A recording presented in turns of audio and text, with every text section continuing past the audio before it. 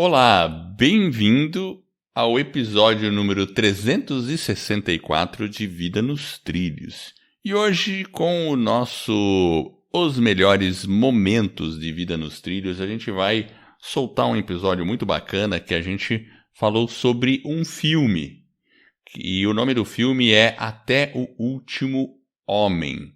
E é bem interessante esse filme porque é um soldado médico que se recusava a pegar em armas. E ele entrou em guerra, campo de batalha e, além de ter salvado muitas pessoas, sobreviveu. Então é uma história com muitas lições de vida. Você lembra bem disso aí, Jefferson? Sim, eu lembro. O próprio filme, né? Ele indo lá na frente, né? É meio hollywoodiano, né? Tem toda aquela... aquela questão, mas eu acho que você ser médico, né? E ele tinha a questão da religião dele, né? Que não... Ele era um opositor consciente, eles falavam. Eu acho que é alguma coisa assim. Exatamente. Opositor consciente, é isso que fala? Eu acho que era. Então, ele acaba recebendo medalha de honra no Congresso americano. E o filme mostra, às vezes, uma convicção. Quando você tem convicção, independente se ela é religiosa, independente qual a convicção, quando você tem algo em mente, algo positivo, algo bom, um objetivo, uma meta, um sonho que você quer alcançar, e você tem aquela convicção, e ele foi de uma maneira assim, realmente é incrível. Então, vale a pena, reúne a família. Vale a pena. São cenas assim marcantes e é uma boa reflexão para a nossa vida, hein? As cenas são um pouco assim de guerra, tem que lembrar disso, mas é interessante, porque ele realmente, inclusive, um ponto importante, como ele não queria pegar em armas, ele era tipo... vulnerável. O pessoal não gostava dele, o pessoal do batalhão não gostava dele, mas depois ele se tornou uma das pessoas mais importantes, e é interessante ver essa evolução. Isso que é uma coisa fantástica, e a resiliência que ele tinha que ter. Então... é um filme inspirador, vale a pena ver. Então, vamos soltar aí, beleza? Vamos nessa, valeu! Olá, bem-vindo ao episódio número 190 de Vida nos Trilhos. E eu quero que você imagine uma situação. Você se alista no exército, sabendo que você vai para o campo de batalha. Porém, você faz isso exigindo que você não leve arma alguma. Ou seja, você vai para o campo de batalha sem arma na mão.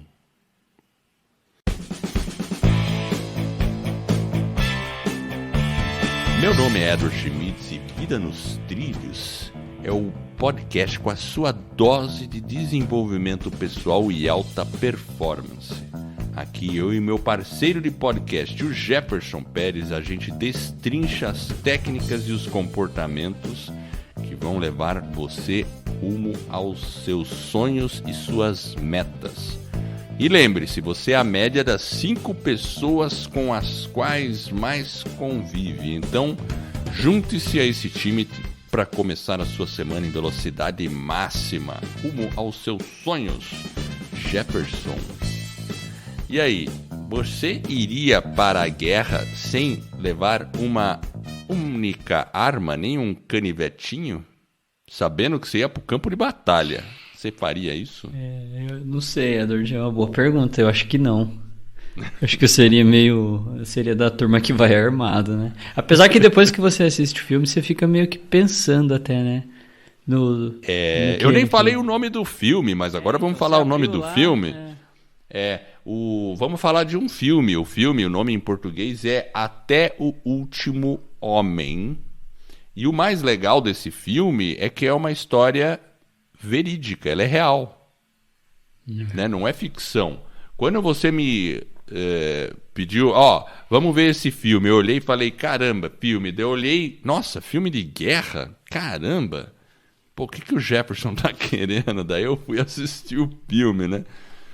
Mas aí, antes de assistir o filme, eu dei uma olhadinha na sinopse. E aí eu falei, uau, será que é isso mesmo? Como é que o cara vai pro campo de batalha sem uma arma e ainda sobrevive, né? Salva vidas, né?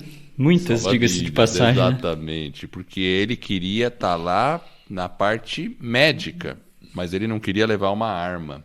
O nome em inglês do filme é bem sugestivo, chama Hacksaw Ridge, porque Hacksaw é uma serra e Ridge é um penhasco. E tudo ocorria num penhasco ali, né? Que eles tinham que subir até.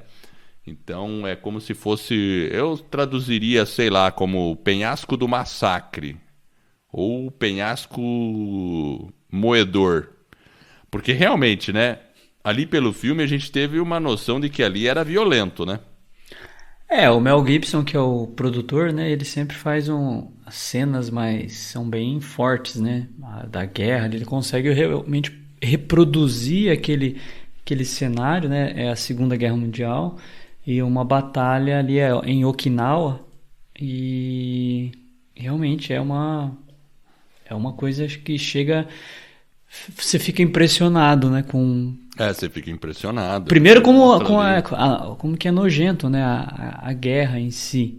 Exato. Mas as convicções dele, né?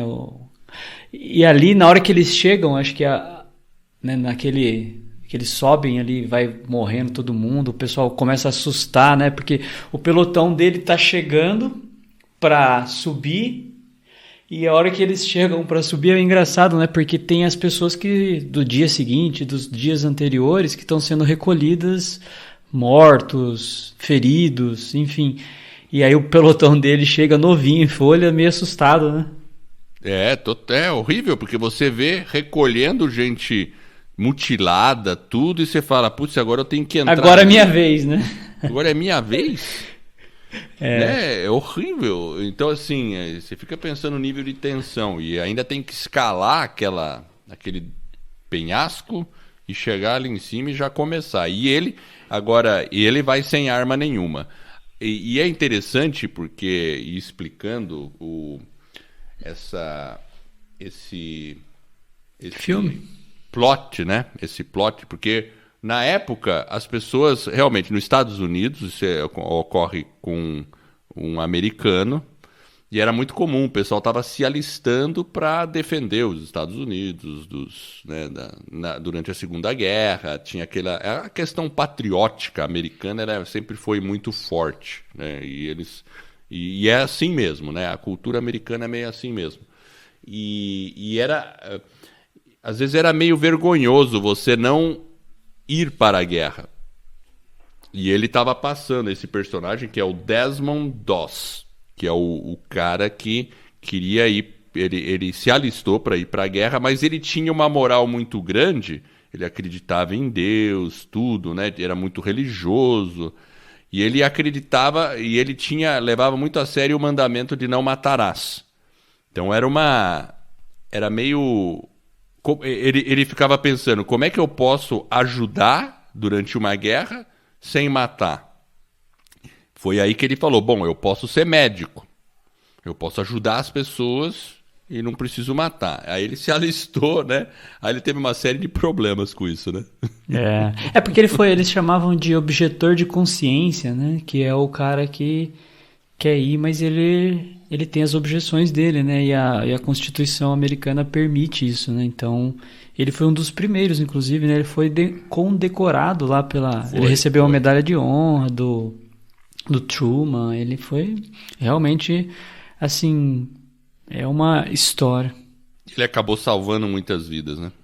Eu acho que uma coisa que é importante, né, dentro desse análise, né, olhando o filme, primeiro passo ali, eu acho que é a coragem, né? Já abre o filme, ele tá dentro da igreja, né? Acho que limpando um vitral, e aí acontece um acidente, ele corre já lá fora, né?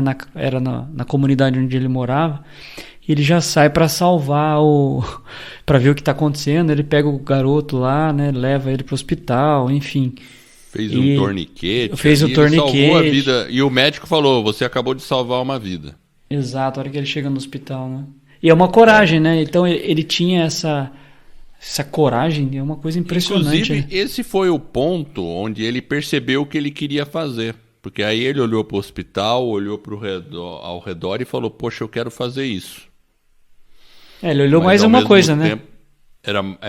Exato, né? E aí foi mais ou menos simultâneo, aí ele se alistou e aí entrou nessa. Mas teve um outro fato que levou ele a ter uma convicção muito forte por não matarás. Você lembra qual foi o fato? Ele teve um desentendimento com o pai dele ali, né? E com o irmão. O irmão. É verdade. Mas no início com o irmão, que eles brincavam, né? Brigando ali. Ele deu uma pedrada lá. Uma pedrada na cabeça do rapaz. E aí ele ficou pensando, putz, meu irmão poderia ter morrido. Aí foi uma coisa muito marcante e forte, ele ficou com isso, né? Não matarás, não matarás, não matarás. Ele, não vou matar ninguém, então me recuso a pegar numa arma, mas eu quero ir para o campo de batalha. Como oficial médico. Inclusive, quando ele chega no quartel, é engraçado porque ele tem um cara nu fazendo barra. Você lembra desse cara? Putz, eu lembro. O do bigodinho lá, né? Acho que era o Mr. Hollywood. O cara. O cara fazendo barra. Você percebe? E a hora que ele chega lá no campo de batalha, você lembra? Agora eu não tô lembrado, não. Ele tá do lado do capitão, ele morre de medo. Ele era o mais medroso. Aí acho que é uma cena que busca, né? Pelo menos eu me recordo bem dela, porque mostra a dicotomia, né? Um sujeito que estava dentro da preparação. Quando você está se preparando para alguma coisa na sua vida, independente de qual seja, né? Por isso que a gente fala um pouco de desenvolvimento pessoal. Você está se preparando para alguma coisa. Mas na hora que você está no campo de batalha, na hora que você está fazendo, na hora que você toma ação para o seu projeto, que você vai em frente, você começa a fazer, você vai ter outros sentimentos, outras emoções que vão estar ali. Óbvio que aqui a gente está falando no contexto de guerra, mas ele estava extremamente preparado fisicamente falando, mas emocionalmente falando, a cabeça, né, do Mr. Hollywood, a hora que ele chega no campo de batalha, o cara está borrando ali, né, de medo. Então ele está com medo e o sargento tem que ficar empurrando ele. Vamos, né? Você tem... Porque ele estava desesperado. A hora que ele começa a ver... Enquanto isso... O Dawes estava lá em primeiro. Estava lá na frente. Isso. Puxando gente, salvando e tratando dos feridos que já estavam lá na frente sofrendo, né? Então. Enfim. Ele faz. Essa é a. É uma dicotomia. É uma dicotomia, realmente, porque a gente tem que pensar, né? Às vezes, qualquer projeto nosso, né, Edward? A gente tem que ter a coragem. Mas a hora que você chega no campo de batalha, vai ter variáveis que talvez você não conheça. E faz parte, você tem que continuar. Não pode simplesmente, que nem o Dawes. Ele chegou ali, ele não tinha arma, ele não desistiu. E, inclusive, quando acaba essa primeira parte da batalha, que eles são convidados, né, a recolher e descer o penhasco e voltar, ele é o único que fica lá em cima... puxando as pessoas, né, salvando as vidas e descendo elas com uma corda, né? Então, aí você vê a diferença. Ele passou a noite fazendo isso. Ele passou a noite inteira salvando vidas, né? E ele ia se esgueirando lá, salvando quem estava ali ferido no campo de batalha, e estava cheio de japonês por ali. E aí você percebe uma coisa que eu acho que é importante, quando você tem... as suas decisões, elas são, né, as suas convicções, elas são mais norteadas por valores, né, que realmente você não esquece aqueles princípios governam aqueles valores, as suas decisões, e ele estava muito calcado, né, como um cristão, dentro de alguns valores que ele tinha, né, e ele realmente demonstra esses valores de uma forma assim impressionante. Né? Até quando ele quer ir, quando ele chega no quartel, né? Aquela parte que ele chega no quartel e aí na hora que vai treinar tiro que ele se recusa, é uma parte interessante, porque ali é onde ele vai ter o primeiro desafio dele, né? E ele apanha dos próprios companheiros, né? Batendo nele, né? Fazendo o que a gente chama hoje de bullying, né? E ele sobrevive e fica firme na convicção dele, né? E acusando ele ali de covarde, né? Esse é um ponto assim extremamente interessante, porque as pessoas julgaram ele muito rápido e como um covarde. Quando, na verdade, se você olhar, né, quando na última batalha lá, os oficiais, ele tá fazendo a oração dele, o comandante manda, né, o general manda eles subirem, eles falam, não, por que vocês não subiram ainda? Não, nós estamos esperando o cara terminar as orações dele, né, que é a segunda subida deles. Ou seja, olha, né, a diferença. Inclusive tem, na hora que o sujeito volta, na hora que ele volta lá pro campo, onde tá os soldados feridos, o cara conversa com ele e fala justamente isso, né? Um dos comandantes, lá, se eu não me engano, é um sargento. Fala pra ele. Eu acho que sim. Não, o sargento não, é um soldado mesmo, que é o cara que bate nele quando ele se recusa a pegar nas armas, né? Que eles queriam que ele saísse. E lá no campo de treinamento nos Estados Unidos. Então, quando ele tá lá, ele fala, nossa, eu fui muito rápido em te julgar. Exatamente. É bem interessante, né? Como as coisas mudam. Mas ele teve que... Então, esse é um ponto que eu anotei aqui, que a gente pode aprender com o filme. Ele se manteve firme nas suas convicções. Isso é uma coisa difícil, sabe, Jefferson? Porque a vida vai testar as nossas convicções. Às vezes, né... a gente é testado nas convicções o tempo todo, né, em certas situações. Mas ele se manteve firme. Ele falou, não, minha convicção é essa. E ele apanhou, sofreu bullying, tudo mais por causa de uma convicção. Só que no final, ele obteve um baita num respeito por todos esses soldados, né, quando viram o que ele realizou mesmo. Então, eu acho que essa questão, num primeiro momento, pode ser que quando a gente quer se manter convicto de alguma coisa, de um projeto que a gente quer fazer, as pessoas possam criticar a gente, possam tentar demover a gente de se manter naquela linha. Mas se você insiste e se você se mantém, logo mais elas vão reconhecer que você tem o seu valor por aquilo. É tudo uma questão de tempo, mas você tem que pagar esse preço. Então... E o preço que ele pagou não foi um preço baixo. Essa questão da convicção, eu acho que é talvez a maior força ali do filme em si. A convicção que ele tinha com o ideal de vida, né? No caso dele, é um ideal cristão, mas às vezes a gente fala, não, a gente tem que ser coerente com as nossas ideias. E hoje, muitas vezes, é uma atitude que, às vezes, a gente percebe a ausência dela. É meio que difícil. Então, quando alguém se atreve, né, a ter aquela ideia, aquela convicção, ir para cima, né, fazer o que ela se dispôs, é realmente incrível. Então, ele foi levado à cárcere, né, dentro de um quartel. Ele foi para servir o país dele, defender a pátria. Olha quanta coragem. E lá ele é colocado num quartel, dentro de um... Né, ele ficou numa prisão, né, militar, porque ele não queria treinar com arma.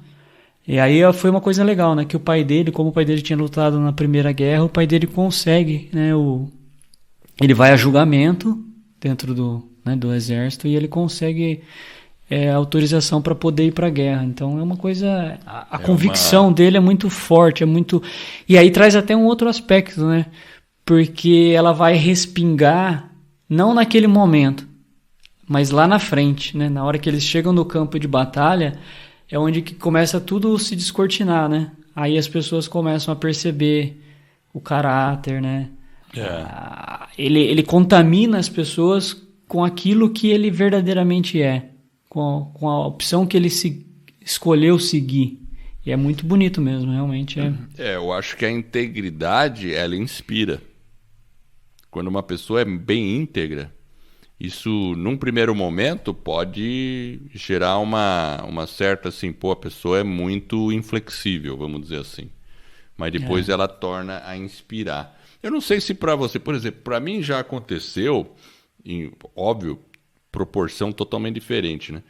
Mas quando na década de 80 era muito comum as pessoas fumarem em qualquer lugar, certo? Certo.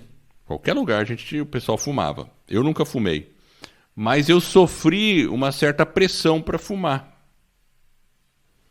Inclusive, era meio assim, né? Naquela época, se você não fumava, às vezes você poderia até ser criticado.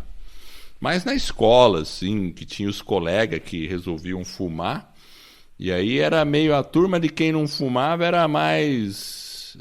aí o pessoal fazia um bullyingzinho, alguma coisa, mas você não queria fazer aquilo, então você tinha que, de alguma forma, né? É engraçado é uma como convicção, hoje, né? Porque é uma convicção. é uma E é convicção. engraçado como hoje muda, né? Porque hoje, depois de todas essas... Hoje não é concebível, né? A gente imaginar alguém fumando num restaurante, né? Dá pra conceber isso?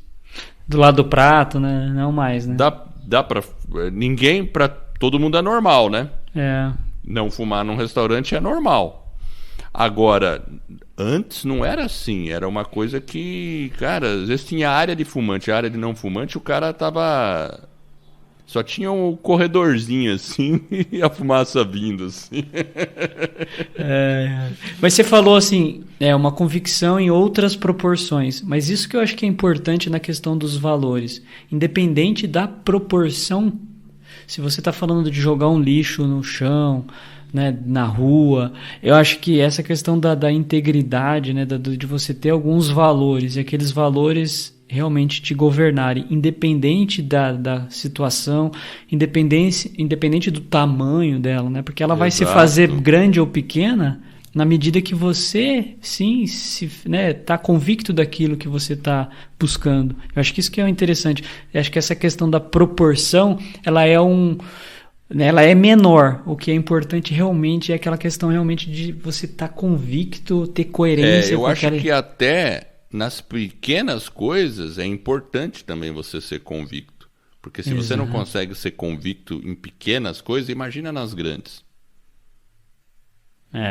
Então é uma boa pergunta. Vamos à frase da semana? Opa, vamos lá. Deixa eu pegar ela aqui. A frase é daquele autor que está sempre... Desconhecido, né? Só que deixa eu só dar um recadinho, Edward. O pessoal que está querendo... Eu ia falar para você. Tá. Dê o seu recado. Posso dar o meu recado. Então, o pessoal que está querendo aí criar um podcast tem esse desejo ou essa aspiração ou conhece alguém, é só indicar. Eu e o Edward, nós temos um trabalho que chama-se A Escola do Podcast. Então, se você não conhece ainda, é só acessar o nosso site, escoladopodcast.com. Lá a gente tem todo o material que ensina, tem um e-book, tem um curso gratuito que ensina você a criar e lançar o seu podcast. Então, se você conhece alguém ou tem interesse, acessa lá, escoladopodcast.com. Combinado, Edward? Combinadíssimo. Então fala a frase aí da semana. Nunca seja prisioneiro do seu passado. Foi apenas uma lição, não uma sentença para a vida toda. Autor desconhecido. Isso é muito bacana, né? Porque às vezes acontece coisas com a gente, ou a gente faz alguma coisa e a gente fica levando aquele negócio remoendo a vida inteira. E a gente acha, ou tem a tendência de achar, de que agora não tem mais jeito. Mas não é verdade.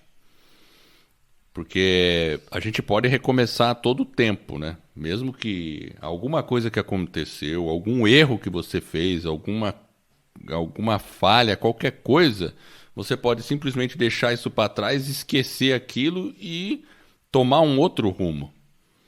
Diferente, né? Recomeçar. Às vezes o pessoal fala assim, né? A gente nasceu pelado, né? Não tinha nada, né? Então, né? Por que você vai, né? Começa de novo, né? Eu acho que a gente Começou se prender zerado, né? Acho que se prender muito ao passado realmente, principalmente nos erros, né? Focando naquilo que talvez deu errado ou que por algum motivo não deu errado, né? Você não alcançou o resultado que queria e aí a gente fica meio que se martirizando.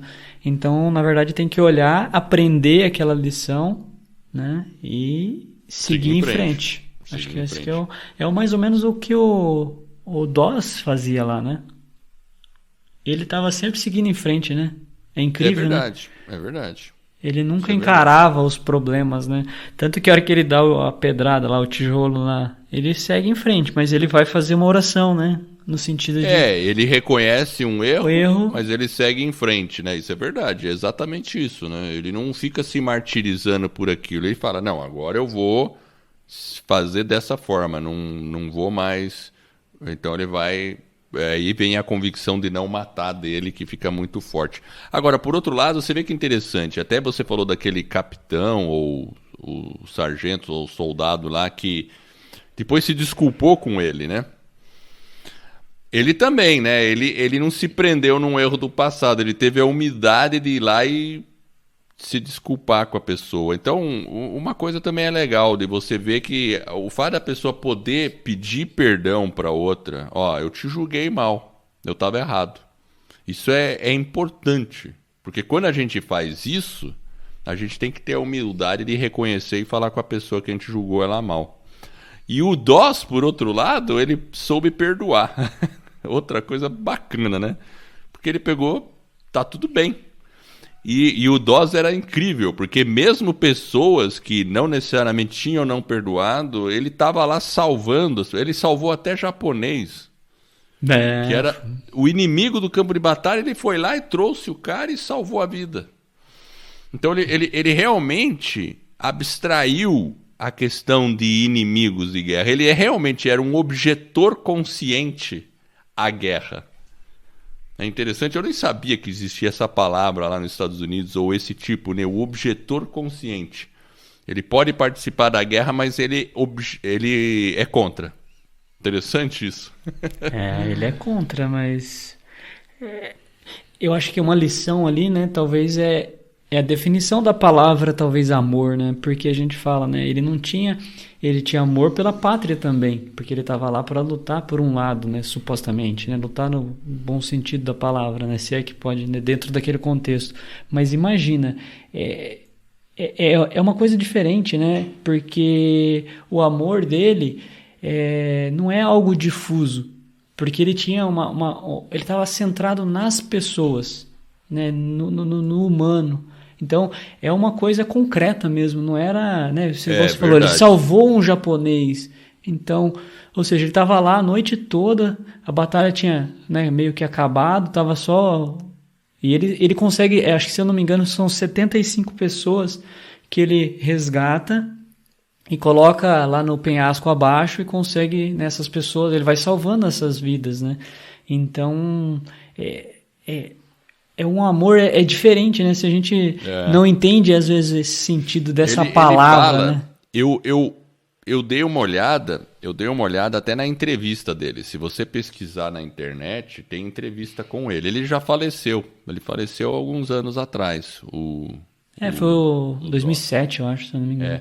E eu vi umas entrevistas com ele. É interessante. E aquele negócio que ele fala ali no filme, que ele sempre desce um cara, daí ele dá uma paradinha, daí ele rezava rápido para Deus. Me permita descer mais um. Me permita descer mais um.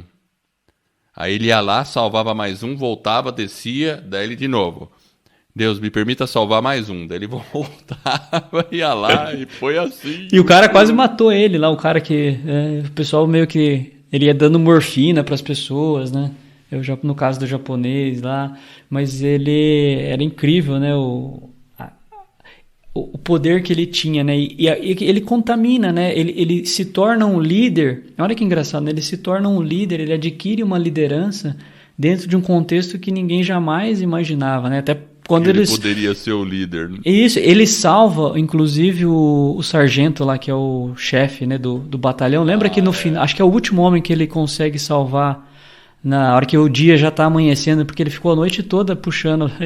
Até que ele coloca o cara num saco e vai puxando o cara pelas costas. E o cara atira, né, lembra dessa cena? Eu lembro dessa cena. E aí ele joga o cara lá pra baixo e salva o sujeito, e enfim, aí ele salvou. Inclusive, agora fazendo um paralelo diferente, esse capitão aí, toda hora que eu olhava pra ele, eu achava que ia sair uma piada, cara. Como assim, Edward? O cara tava no campo de batalha, uma piada. É que esse capitão aí, né, é o Vince Eu não sei pronunciar o sobrenome dele, é o Vince Vang. Vince Vang, acho que é isso. Ele faz muita comédia. Ele fez aquela comédia Os Estagiários. Ele também fez aquelas comédias de que ele é penetra de casamento. Então, quando eu olhei pra cara dele como capitão, eu falei, putz, vai sair uma piada. Não, mas ele tá bem no papel de capitão, bravão, assim, sabe? Ele dá uma forçada lá no DOS no começo. Opa, ele dá uma forçada. Mas a gente olha, a gente vê que no fundo, ele tem um bom coração, né, o capitão. O cara era... É que ele via de uma forma diferente, né? Ele via uma questão da arma, ele né? até puxou o DOS de lado e falou, DOS, sai, pode sair do exército, vai ser melhor pra todo mundo. E o DOS insistindo, não, eu quero. Aí não teve jeito, né? Porque pra eles era ter uma pessoa com esse perfil dentro do batalhão, eles tinham essa questão, né? E realmente, né? Ele falou, pô, nós estamos com um soldado a menos, supostamente, né? Então, imagina, dentro daquele contexto, o receio, enfim. Até que, né, no último dia lá, quando eles vão para aquela batalha final lá, que eles voltam para tentar tomar lá o Kinal, lá, que é o monte, lá, o morro, que eles precisavam passar naquele desfiladeiro, era um sábado, e o sábado, para um adventista, é o dia que ele guarda, né, para o Senhor. Então tem todo uma crença deles, né? Mas por outro lado, de novo... O DOS era adventista, né? Ele era adventista. Então, mas olha o imperativo, aquela questão do amor, né? Como ele coloca, né? Porque ele abre mão daquela regra para trabalhar a caridade. Então, e ele ficava lendo, o tempo todo ele tinha uma bibliazinha, né? Que ele ganhou da noiva dele, e aí ele supostamente ele fala, não, eu preciso abrir mão dessa regra porque eu vou fazer caridade, né? Eu vou trabalhar com os meus amigos. Então, essa coerência, né? Mas de uma forma fiel, eu acho que isso é muito impressionante. E não é, às vezes a gente pensa que um cara, quando ele faz esse tipo de situação, ele é idealista, né? Algumas pessoas têm essa falsa, né? Eu acho que é uma impressão equivocada. O filme, se você tem essa falsa impressão, assista o filme, porque é falso essa visão. A gente às vezes aponta, né? Ah, não, esse cara é um pouco, né, idealista. Mas ele tem aquela convicção em uma coisa que é realmente nobre. Então, e ele começa a incomodar, né? Por isso que ele incomodava todo mundo, né? Os generais, então tinha...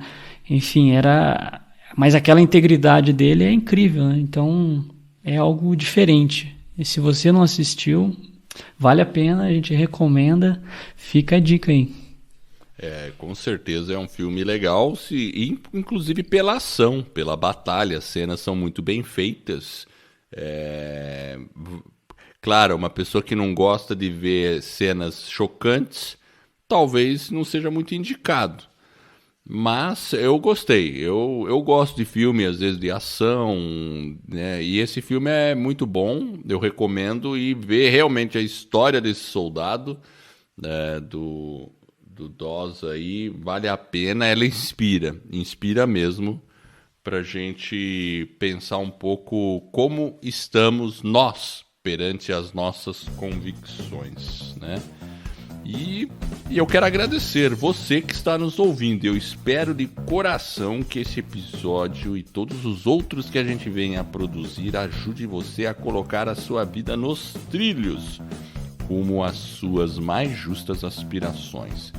E se você gostou desse podcast, pega um amigo e fala para ele, conta para ele, escuta ali o Vida nos Trilhos, rouba o celular dele, mostra como baixa o aplicativo de podcast lá e faz ele ouvir lá o Vida nos Trilhos. Pode ouvir outro podcast também, mas inclui outras pessoas no mundo dos podcasts, que vale a pena. A gente vai ficar honrado. E isso vai permitir que eu e você estejamos ajudando outras pessoas a colocarem as suas vidas nos trilhos. Para mais detalhes, o trailer do filme e também a entrevista com o Doss, acesse lá vidanostrilhos.com.br. Eu agradeço a audiência e por essa jornada que está apenas no começo. Vida nos Trilhos, você no comando da sua vida.